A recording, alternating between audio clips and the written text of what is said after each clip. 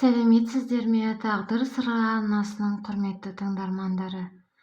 Өмірде болған шынайы оқиғаларды, көркем әңгімелерді тыңдағыңыз келсе, арнаға тіркеліп, қоңыраушаны басып қойыңыздар.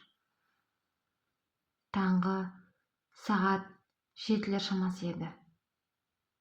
Талғат әдеттегідей бір чашка кофесін алып ішіп, жұмысына жиналды. Ол көп қабатты үйдің қарама-қарсысына қатар орналасқан гараждың бірінде тұрған өз көлігіне жақындап қалғанда ұялы телефоны шырылдады. Досы Қуат екен. «Иә, достым, үйленгелі жатырмын», деді ол. «Жоқ, анамнан ешқандай хабар жоқ. Ол із-түссіз кеткелі міне 3 айдың жүзі болып қалыпты. Осы бойда табылмай кетсе де жақсы болар еді деп те ойлаймын қазіргі жағдайымда», деді.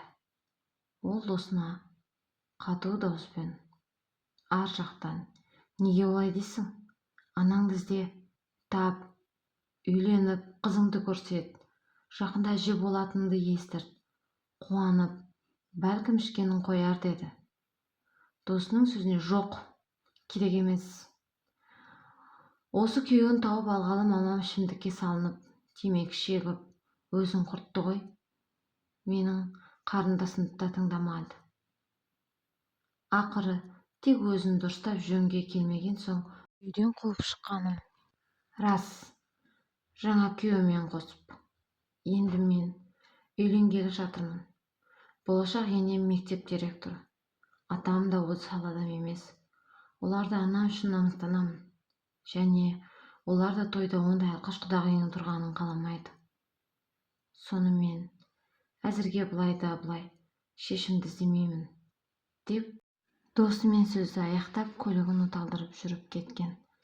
Талғат гаражың жанында тізілген ескі дөңгелектердің астында мусордан табылған қара екі кір шыртық күйпені төсеп алып дода үйіскен шашпен күздің салқын таңын дірілдеп атырып бүрсеңдеп жатқан анасы Шәмшияның ұялы телефонымен болған әңгімесін түгел естіп қойғанынан бейхабар еді. Бұл жайттан соң балалары кешірім сұрап өткеніне өкініш айтпақ болып келген ана келген жағасына сүйретіліп қайта кете барды. Шәмшия небәрі 48-ақ жаста еді. Кезінде 10 жылдан астам бастауыш мұғалімі болып, ел қатарлы отбасы құрып, алтын асықта 2 баласы дүниеге әкеліп, күні-түні күйеуімен бірдей жүріп, еткен ерен еңбегімен үлкен салған аққұба әдемі ақ көңіл келіншек еді. Енді баспаналы болып, балалы есейе бастағанда ешқашан айырылмастай қимастық махаббат пен 5 жыл жүріп қосылған күйеуі 2 баласының әкесі өзге жанды сүйіп қалғанын айтып, бір-ақ күнде киімін жинап кете барады. Міне, сол күннен бастап Шәмшия жүйкесі сыр беріп, ішімдікке тез қалай салынып кеткенін өзі де байқамады. Солай күндердің күнінде жұмысынан да қуылды. Ақыры бір үй күйсіз қаңғырып жүрген, үйленбеген, өзінен көп жас жігітті қолына кіргізіп те алды. Балалары өсті, сыйыспады.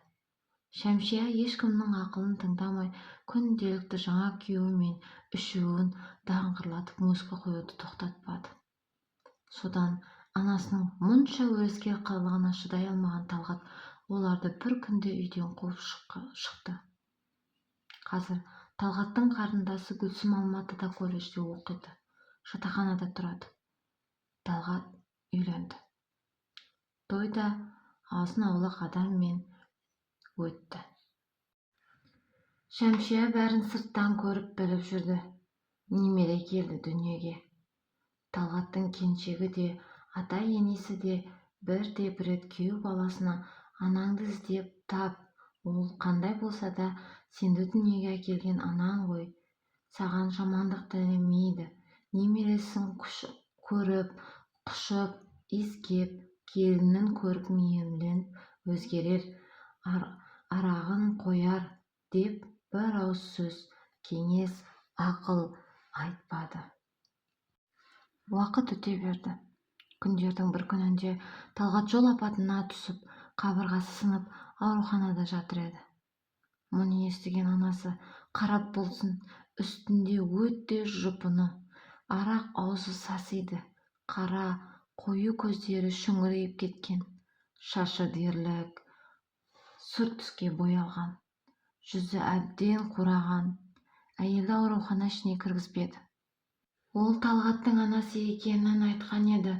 Мұны естіген Талғат анасының күлуіне мүлдем тыйым салды.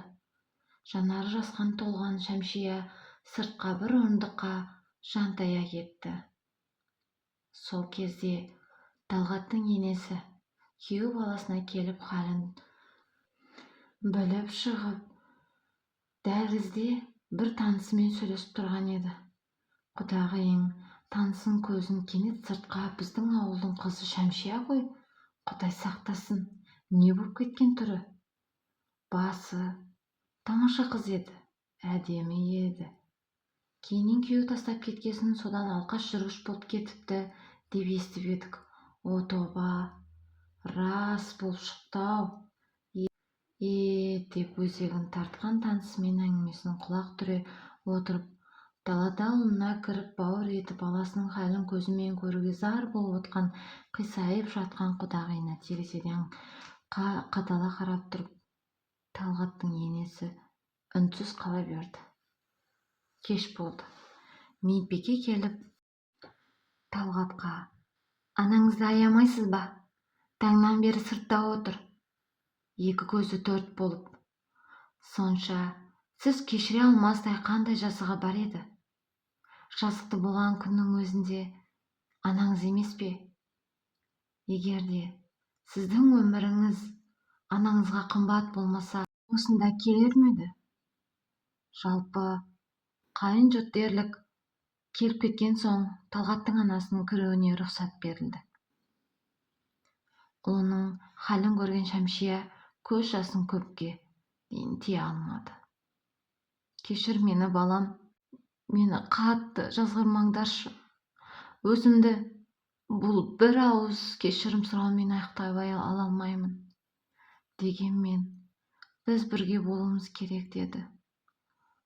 Үсті басы кір, аузынан сасық иіс шығып тұрған анасына құшақтай қоймаған Талғат: мама, сосын сөйлесейік.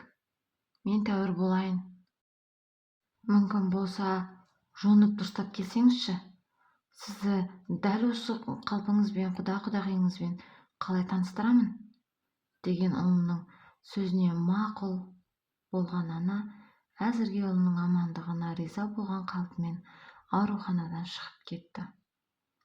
Сол өлместің күнін кешіп жатқан саяжайда кішкене күркесіне қарай жаяулап жүріп кетті. Таң әзер атырған.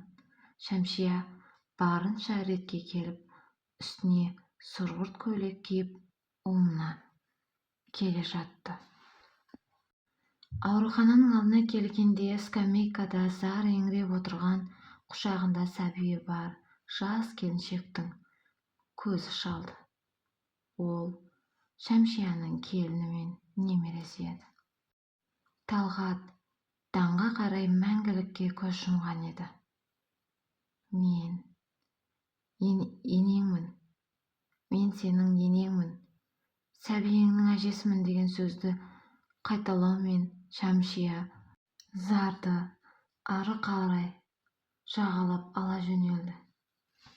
Ең өкініштісі, қаншалықты еңбекпен тасы қаланып, салынып кірген үйінен бір бөлмеде бұйырмағаны Шәмшияға. Талғат жаны қатты қысылып жатқанда дәрігерден қағаз бен қалам сұрапты. Алып: мамашым, кешір мені. Сенің табаныңның астында жұмақ кілті маған бұйырмағанын білемін. тек кешір мені деп жазып кеткен екен өз қолымен. Әңгіме соңында арнаға тіркеліп пікір жазуды ұмытпаңыз.